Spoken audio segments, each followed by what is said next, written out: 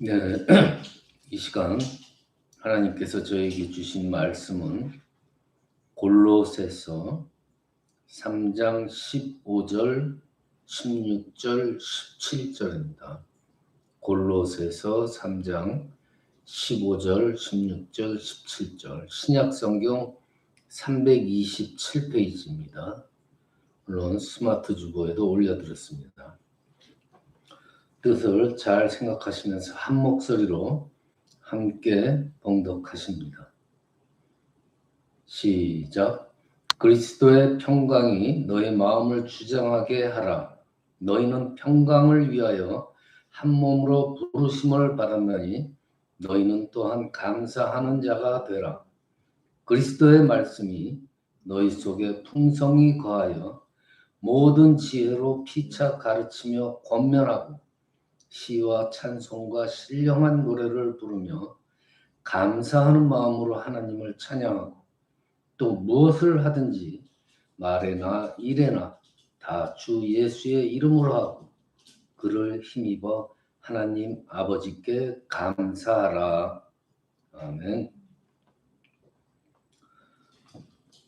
예, 성경에는 실제로 하나님께서 그 하나님 백성들이 어떻게 살아줬으면 좋겠다는 그런 구체적인 하나님의 뜻들이 많이 계시가 되어 있어요.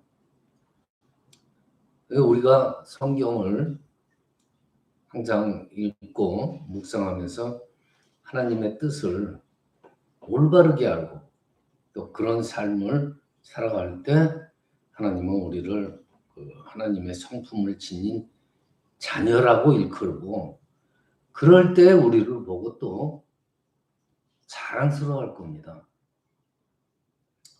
그러니까 하나님의 뜻을 바르게 알고 살아가는 삶, 하나님의 성품을 지닌 자. 자, 이 성품이라는 것은 오랜 시간 이 습관에 의해서 형성되는 겁니다. 그렇죠? 내가 의식을 하든 안 하든 간에 이 습관이라는 것이 우리들 삶 전체에 영향을 미치게 돼 있어요. 근데 우리 믿는 사람들은요, 그 거룩한 습관 가운데 정말로 항상 훈련하고 개발해야 될 그런 중요한 습관이 바로 오늘 주제인 감사입니다. 감사하는 마음. 똑같은 상황을 맞아도요, 감사의 그 조건을 찾는 눈을 가진 사람은 그런 사람은 그런 삶이 감사의 삶이 돼요. 그렇지만은 우리는 가만히 보면은 이 감사보다는요 불평을 할 때가 더 많잖아요. 이게 무슨 말이에요? 이 감사하는 삶을 살아간다는 것이 그렇게 쉽지 않다는 거예요. 여러분들 타락한 인간의 가장 커다란 특징이 뭐냐면 감사를 잃어버린다는 거예요. 감사하는 마음을 갖지 못한다. 그게 타락의 시발점이에요. 여러분들 창세기 3장 보면은요 참 안타까움을 주는 그런 장이죠. 왜냐? 인간이 타락했기 때문이에요. 인간의 타락, 감사를 잊어버리는 황폐한 삶, 그러한 삶이 창세기 3장에서 이어지는 걸 볼 수가 있습니다. 하나님께서는 우리 인간들이 에덴 동산에서 참 모든 것을 아름답게 경작하고 풍요로운 그러한 문화들을 창조해가지고 정말 풍성하고 감사하는 생활을 하기를 원하셨어요. 근데 그 아름다운 창조 세계에 들어온 삐뚤어진 왜곡된 질서가 바로 이 타락이에요. 타락이란 건 원래 하나님께서 주신 인간의 마음에 가치관이 혼돈이 되는 거예요. 가치관의 혼돈으로부터 출발하는 거죠. 타락. 원래 인간은 그렇지 않았거든. 그 가치관의 혼돈이라는 것은 하나님께서 이 주신 것들에 대한 그 감사하는 마음을 갖다가 흔들어 놓는 거예요. 이게 이제 혼돈이 온다는 거죠. 감사의 마음을 흔들어 놔요. 사탄이 하와한테 던진 첫 질문이 뭡니까? 하나님이 정말로 모든 나무의 실과를 먹지 말라고 하시더냐? 이 뉘앙스가 뭐예요? 정말 평안하고 긍정적이고 평안한 마음에 살짝 파문을 일으키는 그런 질문이에요. 이게 바로 사탄 마귀의 고도의 전략이에요. 마음을 일단 흔들어 놓는 거예요. 그래서 어떻게 돼요? 과거에는 전혀 문제가 되지 않았던 이 선악과가 이제는 눈에 들어오는 거예요. 그리고 어떻게 돼요? 먹고 싶은 마음이 생기는 거예요. 이게 뭐예요? 뭐가 바뀐 거예요? 하나님께서 주신 평안과 감사의 마음이, 순종의 마음이 먹고 싶은 마음으로 바뀌는 거예요. 감사가 사라지는 거예요. 순종이 아니라 뭐예요? 불순종이에요. 하나님이 따먹지 말라고 그랬는데 먹고 싶은 마음이 드는 거예요. 불순종의 마음이 들어오기 시작합니다. 그런 마음들이 점점 구체화돼가지고 어떻게 돼요? 결국은 선악과를 따먹게 되잖아요. 근데 이 사탄의 꾀임에 빠져가지고 순종의 이 체계를 뒤엎고 불순종한 결과가 어때요? 불순종했더니 이들이 행복해졌습니까? 사탄의 말대로 했더니 행복해졌습니까? 아니잖아요. 오히려 반대로 그로 인해서 인간은 불행해졌습니다.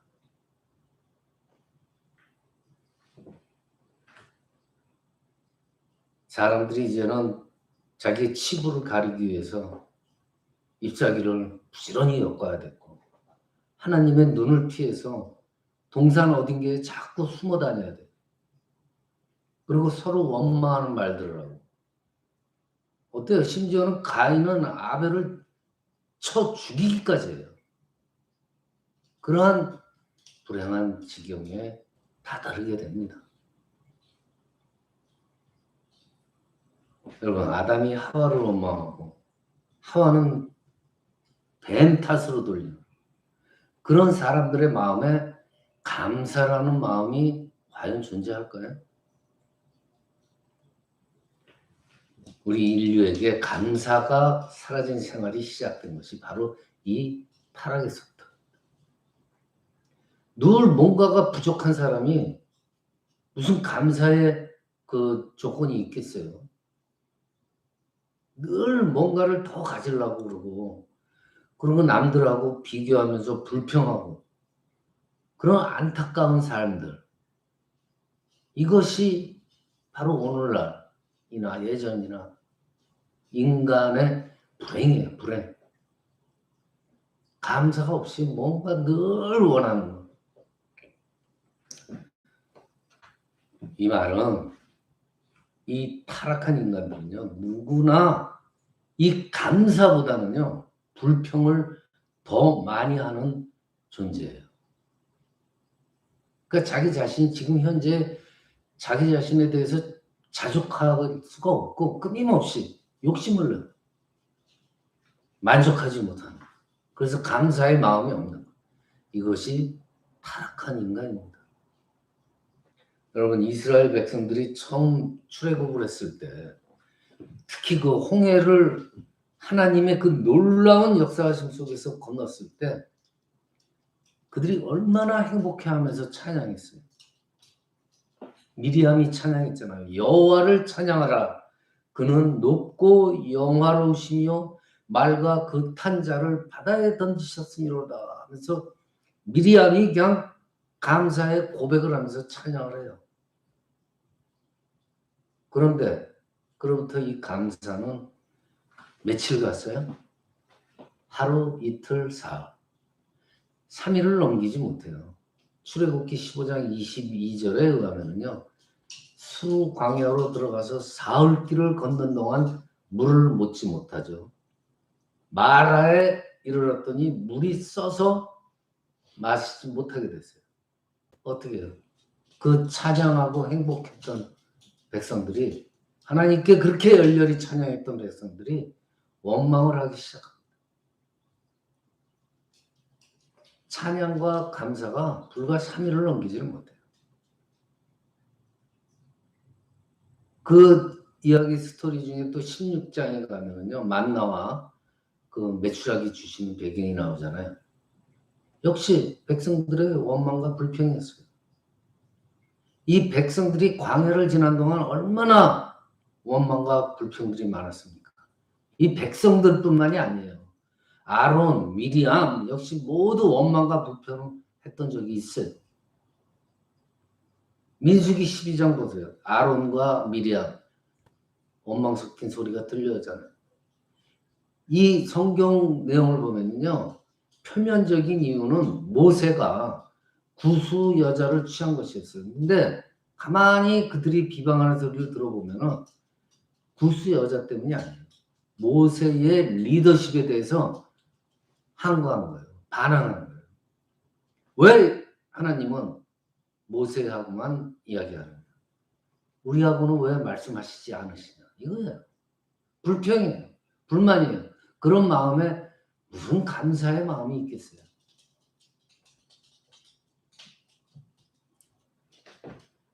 그래서 그들 삶의 감사가 사라지게 되잖아요. 감사 대신에 모세하고 비교하는, 그래서 불평을 하고 어리석은 말들을 하고, 그래서 어떻게 돼요? 아론과 미디암은 아주 많은 허된 값을 지불합니다. 미리암의 경우는 문둥병이 걸려서 일주일 동안 그 진 밖에서 갇혀 있어야 돼요. 문둥병이 걸려가지고. 미리암. 자, 이 타락한 인간이라는 건요, 다시 강조하지만 감사하는 마음을 잃어버리고 산다는 거예요. 라이피 콥스라는 사람이 이런 말을 했어요. 하나님께서는요, 감사하지 않는 사람을 벌하는 법이 없대요. 왜냐? 감사할 줄 모르는 그 라이프, 그 삶 자체가 형벌이기 때문이에요. 감사하지 않는 삶, 그 자체가 불행하기 때문에 그 자체가 형벌이래요. 그래서 하나님께서는 이미 형벌을 주신 거예요. 감사하지 않는 사람 일부러 따로 떼어놔가지고 형벌 주지 않는데, 그렇게 불행하게 사는 게 벌써 형벌이라 이거죠.